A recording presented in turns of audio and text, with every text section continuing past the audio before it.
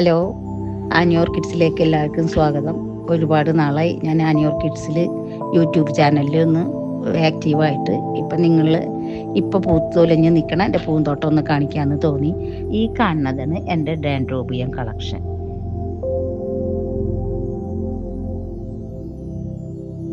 ഈ കാണുന്നതൊക്കെ ഡാൻഡ്രോബിയങ്ങളാണ്.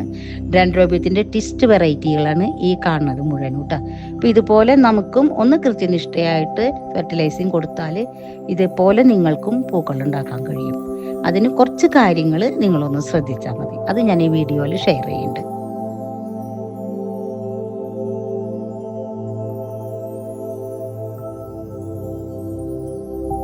ഇതേപോലെ പൂക്കൾ ഉണ്ടാവാനും ചെടി ഹെൽത്തി ആയിട്ട് നിൽക്കാനും കുറച്ച് കാര്യങ്ങൾ നിങ്ങൾ എപ്പോഴും ശ്രദ്ധിക്കണം. ഒന്നാമത് അതിൻ്റെ സൺലൈറ്റ്, രണ്ടാമത് അതിൻ്റെ ഫംഗിസൈഡ് അടിക്കേണ്ടത്, മൂന്നാമത് അതിൻ്റെ ഫെർട്ടിലൈസിങ്. ഇതൊക്കെ ഒന്ന് ശ്രദ്ധിച്ചാൽ ഇതേപോലെ മനോഹരമായിട്ട് വലിയ വലിയ പൂങ്കുലകൾ നമുക്ക് ഉണ്ടാവുള്ളൂ. ഇപ്പോൾ ഫംഗിസൈഡ് അടിക്കുക, വർഷക്കാലത്ത് 10 ദിവസം കൂടുമ്പോഴെങ്കിലും നിങ്ങൾ ഓർക്കിഡിന് ഫംഗിസൈഡ് കൊടുക്കണം.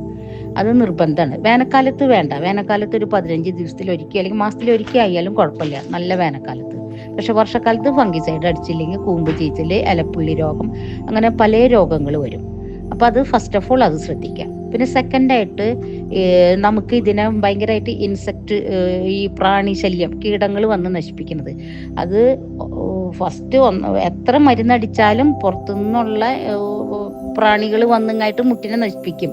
അപ്പം അതിന് നമുക്ക് കേടായ മുട്ടുകൾ നിൽക്കുന്നുണ്ടെങ്കിൽ അത് നമുക്കത് പൊട്ടിച്ച് ഒന്നുകിൽ കത്തിച്ച് കളയുക. ഏറ്റവും എളുപ്പ വഴി കുറച്ച് ഏതെങ്കിലും ഒരു ഇൻസെക്ടിസൈഡ് ബക്കറ്റിൽ കലക്കി വെച്ചിട്ട് ഈ പൊട്ടിക്കുന്ന കേടായ മുട്ടുകളൊക്കെ അതിൽ കൊണ്ടിടുക. അപ്പം അതിൽ നിന്ന് പിന്നെ ഒരുപാട് പെരുകില്ല ഈ പ്രാണികൾ, കുഞ്ഞുങ്ങളൊക്കെ. അത് ഒരു കാര്യം. പിന്നെ അതിൻ്റെ ഇൻസെക്ട്, അതൊക്കെ ഞാൻ വേറെ വീഡിയോയിൽ പറഞ്ഞിട്ടുണ്ട്, അതിൻ്റെ മരുന്നുകൾ. ഇനി ഡാൻഡ്രോബിയം പോട്ടിൽ ഒരുപാട് ചെറിയ പൊടിക്കരി ഇടരുത്, ഒരുവിധം വലിയ കരി ഇടണം. എന്നാലാണ് അതിലേക്ക് എയർ സർക്കുലേഷൻ ഉണ്ടാവുള്ളൂ. ഒരുപാട് ചെറിയ കരി ഇട്ടിട്ടുണ്ടെങ്കിൽ അത് അടഞ്ഞ് അതിൻ്റെ റൂട്ടിന് ശരിക്ക് എയർ സർക്കുലേഷൻ കിട്ടില്ല കേട്ടോ. പിന്നെ ഫെർട്ടിലൈസിങ്ങിൻ്റെ കാര്യം, ഫെർട്ടിലൈസർ കൊടുക്കുമ്പോൾ നമ്മൾ എപ്പോഴും 19-19 നൈട്രജൻ, ഫോസ്ഫറസ്, പൊട്ടാഷ്. ഇപ്പോൾ 19-19 അത് ഒരു ഇത് കൊടുക്കുക. പിന്നെ 20-20 അങ്ങനെ മാറി മാറി കൊടുക്കുക. അതിൻ്റെ ഇടയിൽ ഒരു 15 ദിവസം കൂടുമ്പോൾ മൈക്രോ ന്യൂട്രിയൻറ്റ് കൊടുക്കുക. 15 ദിവസം ഇടവേളയിൽ കാൽസ്യം നൈട്രേറ്റ് കൊടുക്കുക, മാഗ്നീഷ്യം കൊടുക്കുക. ഇതെല്ലാം കൂടി ആയാലാണ് ഒരു സമ്പൂർണ്ണ ഫെർട്ടിലൈസിങ് ആവുള്ളൂ. ഇത് എൻ്റെ ഡാൻഡ്രോബിയങ്ങൾ ഫ്ലവർ കഴിഞ്ഞിട്ട് ഞാൻ ബാക്കിൽ കൊണ്ട് വെക്കുന്നതാണ്.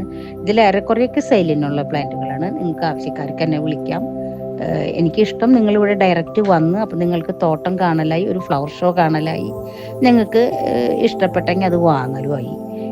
ഇതാണ് എൻ്റെ ഓർക്കിഡ് ബാക്കിലിരിക്കുന്ന ഡാൻഡ്രോബിയത്തിൻ്റെ ഗാർഡൻ. അതിൽ വാൻഡി ഉണ്ട്, ഡാൻഡ്രോബിയ ഉണ്ട്, ഫെലനോസിസ് ഉണ്ട്. ഞാൻ അത്യാവശ്യം ചെയ്യേണ്ട ഒരു ചെറിയ രീതിയിലുള്ളൊരു കയറിങ്ങിൻ്റെ ഞാൻ പറഞ്ഞു കഴിഞ്ഞു. ഇനി നിങ്ങൾക്ക് എന്തെങ്കിലും ഡൗട്ട്സ് ഉണ്ടെങ്കിൽ എന്നെ ഡയറക്റ്റ് വിളിച്ചോ. നിങ്ങൾ വരുമ്പോൾ ഒന്ന് തലേദിവസം ഒന്ന് വിളിച്ച് പറഞ്ഞോളൂ. കാരണം ഞാൻ എവിടെയെങ്കിലും പുറത്ത് പോയിക്കണമെങ്കിൽ ഞാൻ തന്നെ ഇത് മാനേജ് ചെയ്യണേ. ഇപ്പം ഞാനില്ലെങ്കിൽ പിന്നെ അത് ബുദ്ധിമുട്ടാവും. അപ്പം അതുകൊണ്ട് വിളിച്ചിട്ട് വന്നോളൂ കേട്ടോ.